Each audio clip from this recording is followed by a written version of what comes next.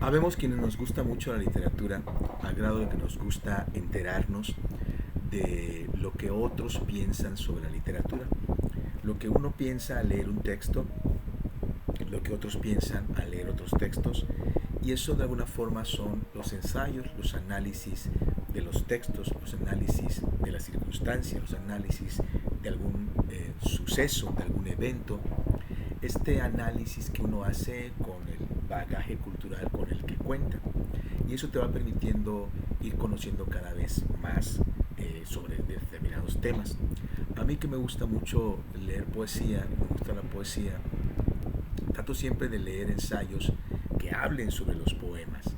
Pero en México, un cierto grupo de personas está dedicado exclusivamente a contar chismes de los autores y se alimentan de esos chismes o de pequeñas notas que a nadie tendrían por qué importarle, que no son sujeto de la literatura ni sujeto de los análisis de sus trabajos literarios.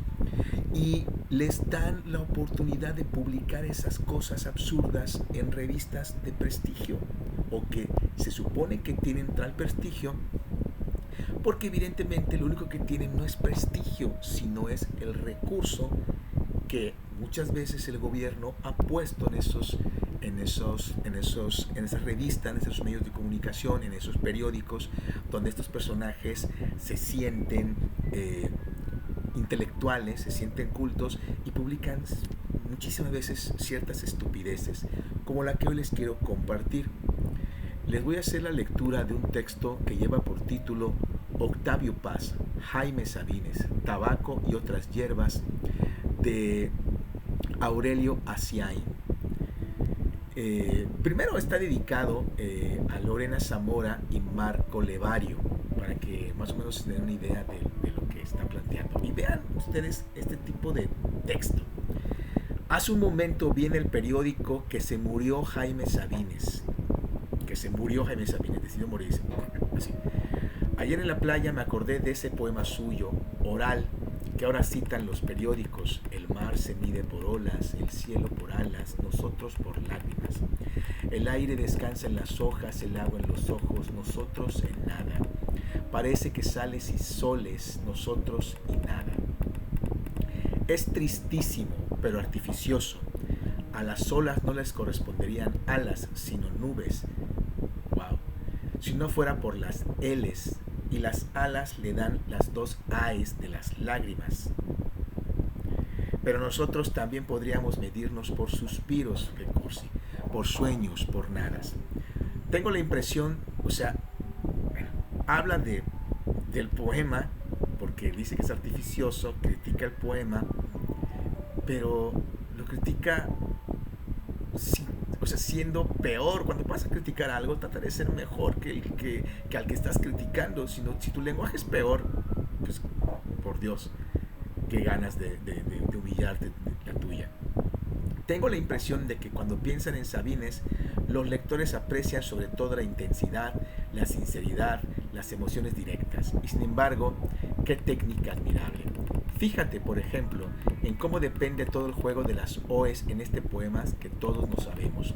Yo no lo sé de cierto, pero supongo que una mujer y un hombre algún día se quieren, se van quedando solos poco a poco. Algo en su corazón les dice que están solos, solos sobre la tierra, se penetran, se van matando el uno al otro. Todo se hace en silencio, como se hace la luz dentro del ojo. El amor une cuerpos, en silencio se van llenando el uno al otro. Cualquier día despiertan sobre brazos, piensan entonces que lo saben todo, se ven desnudo y lo saben todo. Yo no lo sé de cierto, lo supongo. Es conmovedor, pero lo que dice el poema es más o menos elemental. Amarse es estar a solas con otro, en silencio, desnudos. Amar es vivir, vivir es morir. Qué cursi es este tipo. Lo que a mí me sorprende es menos la sabiduría vital que el oficio. Para empezar, la maña de decir lo supongo antes de soltar una serie de verdades. Luego todas las rimas internas, las repeticiones y el tono coloquial, en una métrica clásica. Pero es una deformación mía probablemente. No sé si estabas formado primero. Presumes de estarlo, pero no sé si lo estabas realmente. Me habían dicho que estaba muy enfermo y se nota que los periódicos ya tenían todo el material preparado. Me hubiera gustado conocerlo. Me hubiera gustado conocerlo. Solo lo vi una vez hace años, en casa de ese editor, en una fiesta, pero nadie me lo presentó. Hablamos por teléfono un par de veces, muy brevemente. Nadie me lo presentó, pero hablaste por teléfono con él. La primera, no sé para qué. La segunda, para pedirle su firma en un manifiesto. Esto evidencia cómo estaban de todos bajo la sombra de Octavio Paz. Este personaje ha vivido de estar a la sombra de Octavio Paz, y también lo mismo que Guillermo Sheridan.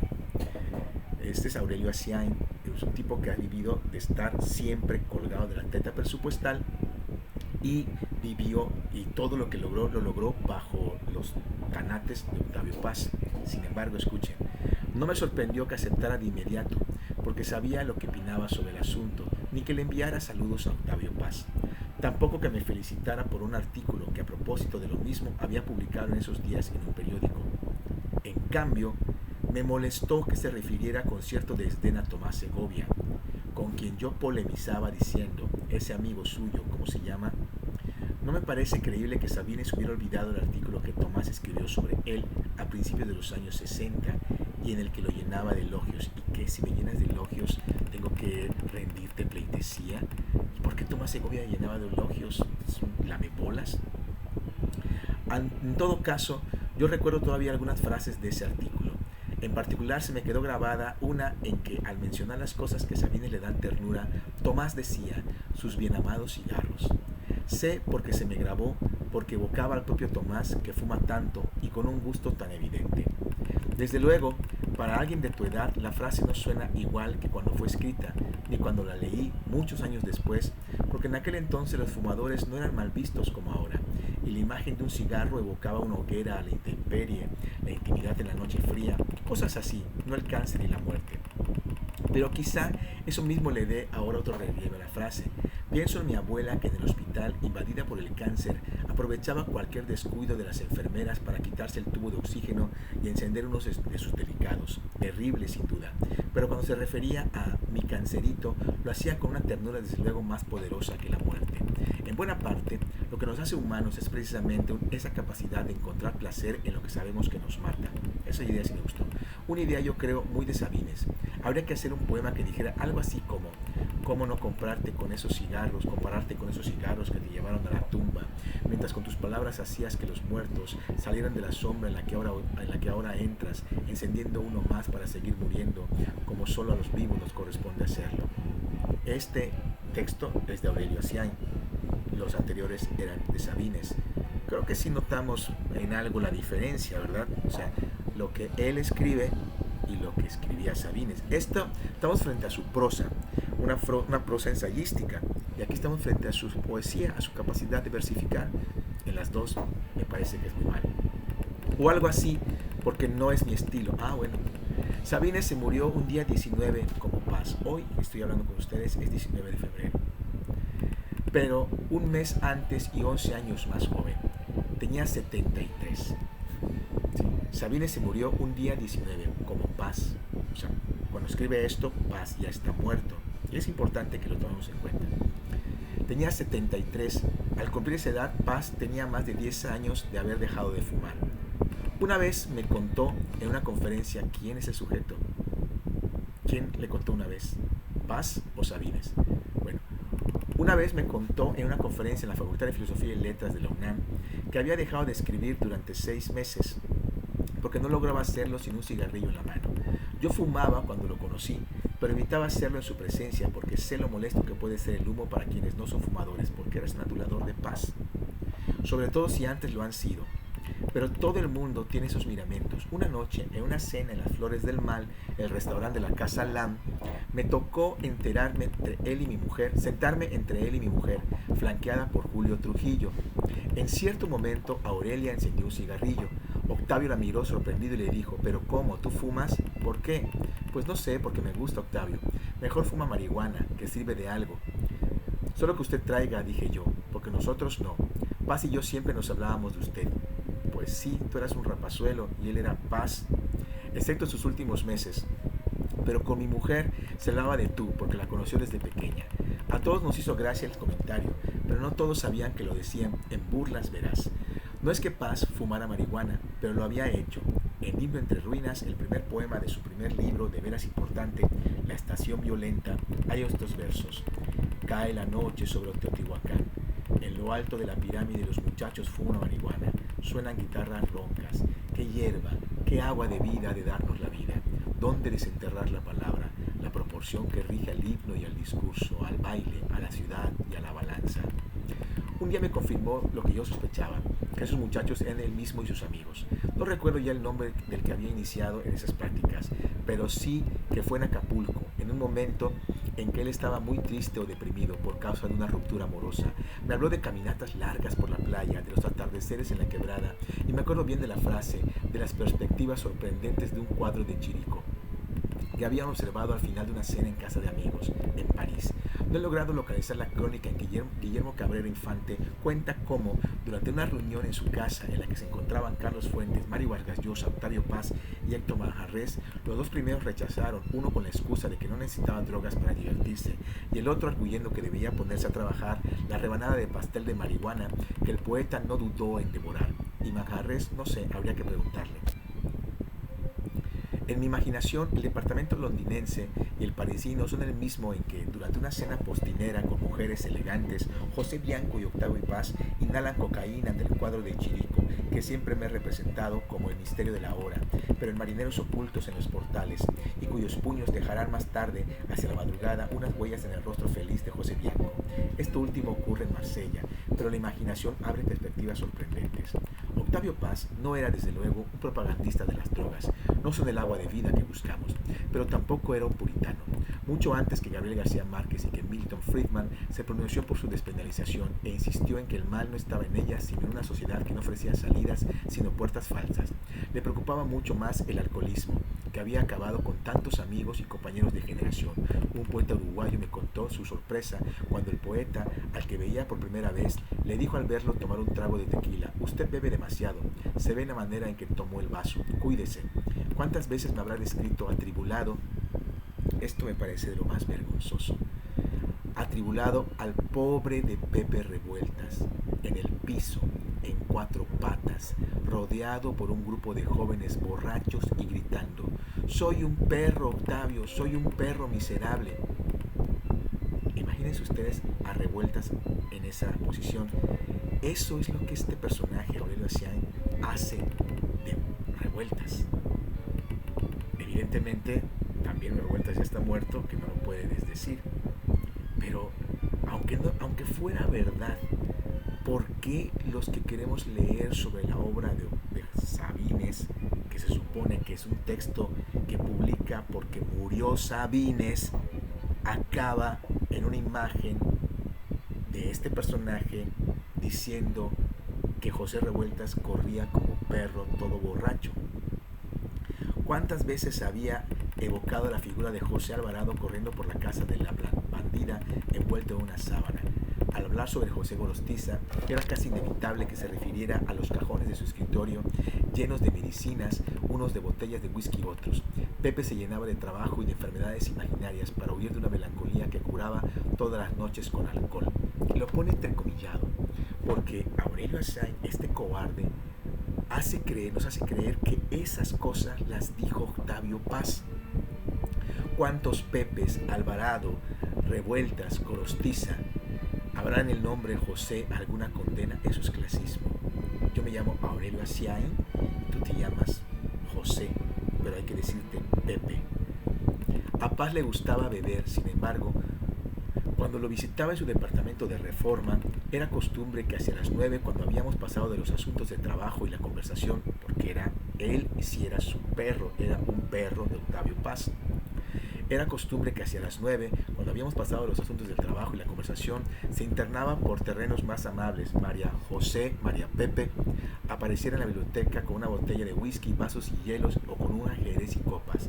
Nunca lo vi excederse, pero sí beber con abundancia, en más de una ocasión en cenas con amigos. Pero mi mejor whisky con Octavio Paz ocurrió en circunstancias curiosas, en 1991. Había ido yo hacia las 7 de la noche a sacar dinero de un cajero automático en la calle de Oaxaca, en la colonia Roma. Al salir en los momentos en que introducía la llave en la puerta del automóvil, dos sujetos me encañonaron con sus pistolas, uno a cada lado, mientras otro lo hacía desde el otro lado del auto. Les dije que se llevaran el auto, pero me obligaron a subir en el asiento trasero, acostado, con la cabeza en las piernas de uno de ellos y su pistola en la sien. Me llevaron a otro cajero y luego me metieron en la cajuela y dieron vueltas durante un par de horas antes de estacionarse y bajar, dejando el motor encendido. Empujé con las piernas el asiento trasero, me senté al volante y lo más rápidamente que pude y arranqué en reversa. Estaba en una calle de la zona rosa, a media cuadra de Reforma, y la casa más cercana de alguien conocido era de Octavio Paz. Me dirigí hacia allá y toqué y pregunté por el señor. Octavio apareció en bata, algo desconcertado de que me presentara sin avisar. «¿Qué pasa?», me dijo. Hasta entonces había mantenido la cabeza fría, pero apenas lo vi me temblaron las piernas y empecé a tartamudear. «Te voy a hacer un caldo de pollo», dijo María Pepa. «No, primero hay que darle un whisky doble». No pude contarle nada hasta que me lo bebí. Cuando escuchó mi narración, su primer impulso fue típicamente ir tras ellos. Después pensó en llamar a la policía y lo hizo más tarde, cuando ya me había ido, pese a mis protestas de que sería inútil, como lo fue.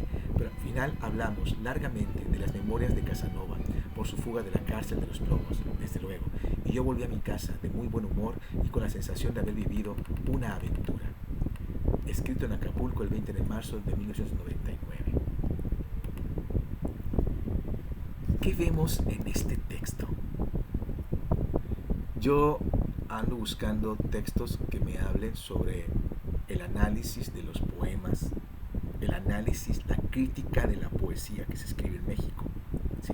Y me topo con algunos versos de Jaime Sabines, de poemas que conozco desde luego, los uso en el taller con mis alumnos, y un fragmentito allí de Octavio Paz y un espantoso intento de él mismo de poemas.